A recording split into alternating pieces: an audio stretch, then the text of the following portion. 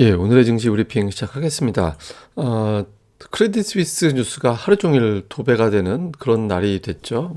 어제 버전은 크레딧 스위스의 중대한 회계상의 약점이 있다. 혹시 추가 손실 난 건가? 분식 회계되는 거 아닌가? 이런 걱정이 좀 있었고, 또 사우디 국립은행이 지분 9.9% 가지고 있는데 10% 넘기면 이것저것 규제 받아야 된다. 우리 규제 받아야 되니까 투자할 수 없다. 이렇게 이제 이야기를 했죠. 그리고 또 미국과 유럽 당국에서는 크레딧 스위스에 노출된 익스포저, 그러니까 얼마나 돈 물렸는지 이런 것들을 조사하고 있다더라. 혹시 이거 망하는 거를 전제하는 건가? 이런 걱정거리가 좀 있었잖아요. 그래서 좀 많이 빠졌다가 이제 스위스 중앙은행에서 필요하면 유동성을 공급할 것이다라는 보도가 나왔고, 또 우리 증시 장중에 실제로 540억 달러를 이제 투입한다더라. 이건 이제 CNBC 기사 캡처한 겁니다. 이런 보도가 나왔죠. 그래서 장중에는 많이 빠졌던 종목이 시간에서 올라가다 보니까 초반에 이제 이것까지 무너지면 큰일 나는데 이렇게 걱정했던 투자자들이 조금 걱정을 덜면서 지수 자체는 무난하게 끝나고, 그렇다고 마음 놓을 정도는 아니잖아. 이렇게 되면서 하락 종목은 더 많고 좀 어정쩡하게 끝나는 이제 그런 모습을 좀 보였습니다. 근데 사실 이것만 아니었으면 미국 지표가 어제 괜찮았었잖아요. 2월 생산자 물가 지수가 우리가 보통 PPI라고 얘기하는데 전년 대비 4.6%, 예상이 5.4였으니까 예상보다 0.8%포인트 낮게 나온 건 굉장히 낮게 나온 거예요. 그 근원도 마찬가지로 0.8%포인트나 예상치하고 달랐죠. 그러니까 이렇게 되면서 이 생산자 물가는 이게 나중에 도매 물가니까 이제 나중에 소비자 물가로 넘어가게 되는 거잖아요. 그래서 이후에 소비자 물가가 더 떨어질 수 있겠다. 그러니까 이런 기대감을 유발하게 된 거였거든요.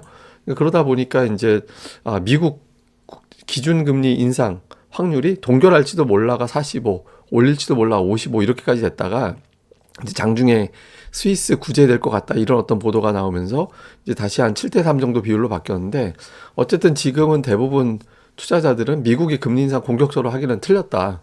예, 불과 이제 한 일주일 조금 더 이전까지만 해도 3월에 0.5 올린다라고 했었잖아요. 근데 지금 인상 경로가 한 번으로 끝나요. 예, 한 번 올리고 5월에 동결하고 6월부터 곧바로 인하하고, 이런 쪽으로 현재는 그러니까 바뀌어 있습니다. 그런데 연말에는 미국의 기준금리가 3.75에서 4%. 근데 이거 내일 또 바뀔 거예요. 제가 계속 이 얘기 드리고 있잖아요. 저 이 수치는 계속 바뀔 것 같다고. 어쨌든 오늘 버전은 이렇게 됐다. 그리고 이제 최근 버전, 일주일 이내 버전에서는 연준이 0.5%포인트 올린다라는 거는 아무도 생각을 안 하고 있다. 이렇게 이제 보면 될 것 같습니다. 그리고 오늘 이제 특징주를 만들어낸 뉴스가 있었죠. 삼성전자가 300조 투자해서 이제 파운드리 승부를 건다더라. 이런 어떤 뉴스가 나왔고, 또 이제 일부 로봇 관련된 지분 투자 한다더라 이런 보도가 나오면서 2차 전지에 집중돼 있었던 어떤 그런 업종 종목의 수급을 좀 바꾸는, 예, 그런 형태가 됐죠. 그래서 오늘 반도체주라든가 2차 전지주가 되게 많이 올라오는 이제 그런 2차 전지가 로봇주들이 좀 강세를 보이는 이제 그런 특성을 좀 보였고요. 그다음에 이제 수급에서는 그 외국인 투자자들이 안 파는 거에 가깝죠. 이거는 이제 계속 매도는 이어가면서 매도 강약 조절하는 정도로 가고 있는 형태고, 코스닥은 되게 많이 팔았습니다. 양주체가 되게 많이 팔았고, 선물은 매수했고, 그러니까 이제 이틀 동안 선물 매수가 좀 들어오긴 했거든요. 근데 이제 약간 제가 장중에 텔레그램으로 보내드렸던 스팟시황에서는 그대로 표현 들었는데, 이게 패다가 때리는 사람이 지쳐버려서 잠깐 쉬고 있는 느낌이 들 정도죠. 그러니까 확실하게 매수로 좀 돌아서야 되는데 아직까지는 쉬고 있는 것 같다. 근데 이제 선물이 이런 원리가 있어요. 그러니까 외국인들 지금 현물 매수하기가 어려운 것 중에 뭐가 있냐면, 선물을 지금 누적해서 한 3만 계약 정도 매도가 쌓여 있는 상태잖아요. 하락으로 저렇게 막대한 걸 베팅을 해놓고 주식을 끌어올리느라고 현물을 매수해 버린다? 그러면 자기는 일방적으로 손해나는 거잖아요. 선물 베팅한 게 있어서. 그러니까 이제 선물 매수가 좀 어느 정도 들어온 다음에야 이제 현물에서 매수가 들어오는 그런 원리가 될 수 있기 때문에, 향후에 이제 선물 옵션 쪽에서 외국인 투자들이 방향을 좀 풀어주는지 이것도 좀 같이 우리가 참고를 해봐야 될 것 같습니다. 종목 매매를 보니까 이제 외국인들은 하이닉스는 팔았고 삼성전자는 매수했는데 2월 17일 이후에 처음으로 이틀 연속 삼성전자 순매수한 게 됐고요. 근데 순매수 1위가 포스코 케미칼이라는 거는 또 금액도 1,000억 아니고 그런 거니까 아직은 이제 외국인들이 되게 소극적인 거예요. 예, 그리고 ETF 이런 게 되게 많이 포진해 있잖아요. 그래서 외국인들이 아직은 이제 매수의 진심은 아니다. 이렇게 보여지고요. 다음에 이제 기관은 하이닉스 이제 매수했고, 다음에 이제 LG 에너지 솔루션, 뭐 이런 것들이 이제 매수가 있었고 LG화학도 좀 매수가 있었고요. 그다음에 매도는 삼성전자, SDI 뭐 이런 거, 그다음에 정유주 유가가 하락하니까 이제 정유주 좀 매도하는 그런 모습들이 좀 있었고 금융주 매수한 게 좀 특징이었고요. 코스닥 쪽에서 외국인들은 이제 엔터주가 매수 1, 2위로 들어와 있고 에코프로비엠은 다시 매도. 근데 매도가 되게 컸어요. 오늘 코스닥 매도에 거의 뭐 한 6, 70, 80%가 이 두 종목에 집중됐었거든요. 이게 이제 완전히 뭐 어떻게 되는 건지는 좀 봐야 되겠습니다만 이제 매도가 로봇주와 특히 로봇주는 뭐 비중이 낮았으니까 이제 2차 전지를 좀 되게 많이 팔았다. 이게 특징이었고 매수 쪽에서는 하단에 뭐 원희가 IPS, 하나 머티리얼즈 이런 거 있고 제약주 있고 PSK 솔브레인 약간 이제 IT와 제약주를 조금 섞어 넣는 그런 모습이 좀 있었고요. 기관도 역시 이제 매도는 2차 전지 팔았고 근데 LNF는 또 샀습니다. 그리고 이제 역시 IT, 원희가 IPS라든가 동진세미캠이라든가 KH바텍이라든가 이런 종목군들을 좀 골라서 담는 그런 형태를 보인 게 오늘 기관의 특징이었습니다. 자, 이후에 투자 포인트를 보면 스위스 중앙은행까지 등판했잖아요. 이제 미국에서는 SVB 나왔을 때 이제 당국에서 이제 개입을 해가지고 예금 다 보호해준다 뭐 이런 거 나오면서 일단 수습을 했잖아요. 스위스 중앙은행이 등판하면서 이제 크레딧 스위스도 이제 수습 단계로 넘어가는지, 그러니까 뉴스가 일단 근데 사실 크레딧 스위스도 이미 위트위트 했던 은행으로 알고 있잖아요. 그러니까 새로운 은행이 나오면 안 되는 거예요. 그러니까 미국에는 일단 새로운 은행은 안 나오고 있거든요. 그러니까 이게 이제 안 나오는지가 되게 중요하고 또 미국에서는 독특한 게 뭐냐면 나스닥이 3일 연속 올랐거든요. 우리가 지금 실감은 못하지만 나스닥이 놀랍게도 3일 연속 올랐습니다. 그러니까 빅테크 기업들, 애플이나 이런 기업들이 현금이 워낙 많으니까 이런 기업들이 지금 같은 경우는 안전자산이야. 그러니까 이런 어떤 의견들이 나오면서 올라가고 있거든요. 그러니까 지금 전통에 우리가 보통 가치주 중에 집어넣는 정유주라든가 에너지주라든가 아니면 이제 금융주가 빠지고, 그러니까 이런 구도가 계속해서 나스닥의 상대적 우위를 만들어내느냐. 그 다음에 이제 기관이 코스닥을 17일 연속 매도하고 있거든요. 제가 찾아보니까 2010년 이후에 6번째로 연속 매도 기간이 길더라고요. 가장 길었던 게 28일인가 그렇게 있었을 거예요.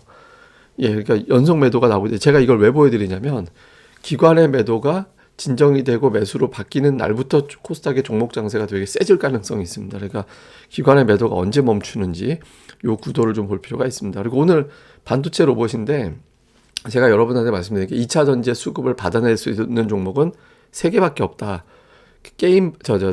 제약바이오, 게임주, 반도체 이 3개밖에 없다라고 말씀드렸잖아요. 돌이켜보시면 이 3개가 한 바퀴 다 돌았어요. 일주일 사이에. 다 돌았거든요. 지난주에 이제 2차 제약주 강했고 틈에 한번 게임주 한번 올라갔었고 오늘 반도체가 강했거든요. 돌아가면서 이 안에서 한 바퀴 다 돌았습니다. 그러니까 이 중에서 이제 메인이 나오겠죠. 그래서 뭐가 되는지도 계속해서 좀 주목을 해보시는 게 좋을 것 같습니다. 그리고 이제 크레딧 스위스하고 SVB하고 좀 양상이 달라요. 그러니까 제가 좀 설명을 좀 드리면 SVB 같은 경우는 그 자산 대비 대출 비중이 상대적으로 좀 낮아서 그 여윳돈이 좀 있는 거잖아요. 그래서 막 미국 국채 이런 데 막 투자를 한 거예요. 근데 금리 올리니까 채권 가격이 떨어졌죠. 그런데 그런 거 소문나면서 예금 인출 사태가 발생이 되고 그럼 예금 대응을 해야 되니까 자금 확보 위에다 자산을 매각하고 그것도 안 되니까 증자 시도했고 그게 실패했죠. 그러니까 채권 손실을 확정해 버리니까 그전에는 평가손이었는데 확정손이 돼 버리면서 얘네들 이렇게 손실 났어? 이렇게 알려지면서 이제 주가가 폭락을 하고 결국엔 파산으로 간 거잖아요. 크레딧 스위스는 조금 달라요. 그러니까 예를 들어서 아케고스 캐피탈이라든가 그린실 캐피탈에 이제 대출해 주거나 투자하거나, 근데 저 회사들이 엄청난 레버리지를 일으켜 가지고 무리한 투자했다가 망한 케이스들이잖아요. 그러니까 이거는 대출 해줬다가 망했는데 그게 어마어마한 금액이네. 그리고 저 돈은 회수도 안 되는 거잖아요. 그러니까 평가손은 가격이 회복되면은 자산은 올라오지만 저긴 투자에다 돈을 그냥 날려버린 거기 때문에 안 되는 거고, 또 얼마나 또 여기저기다 어디다 대출을 해줬나, 그리고 또 일부 돈 세탁 해준 것 같다라는 어떤 의혹도 많이 받았잖아요.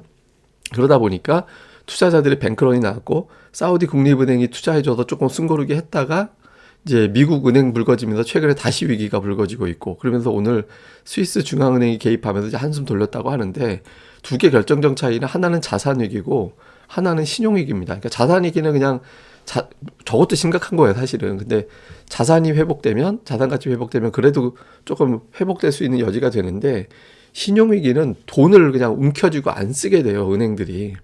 그게 신용경색이잖아요. 그러면 이제 기업들이 막 파산하게 되면서 굉장히 어려움이 나오게 되거든요. 그러니까 자산위기하고 신용위기하고 다릅니다. 그러니까 똑같은 은행이더라도 그러니까 자산 때문에 문제가 된 은행하고 신용 때문에 문제가 된 은행하고는 파장이 다르거든요. 그러니까 이제 이쪽으로 가다 보니까 이제 투자자들이 긴장감이 있는 거죠. 근데 크레딧 스위스 얘기가 뭐 작년부터 나온 거라 주요 은행들이 여기에 대한 익스포저, 그러니까 물린 돈을 어느 정도는 이제 빼버린 상태거든요. 그래서 좀 알려진 것보다 좀 과장된 측면이 있는데 어쨌든 시장이 긴장하는 거는 이제 신용위기까지 커질까봐 이거에 대해서 걱정하고 있는 거다. 이렇게 보시면 될 것 같습니다. 그리고 제가 이거 관련해서는 요거뿐만 아니라 아침에 제가 카페에 올려드린 건데 그냥 이걸로 보여드리려고. 그러니까 하이닉스 주봉이 일반적으로 아침 버전입니다. 제가 아침 일찍 올린 거, 개장하자마자 올린 거라 이제 이렇게 돼 있는데 달러 차트로 보면 이렇다.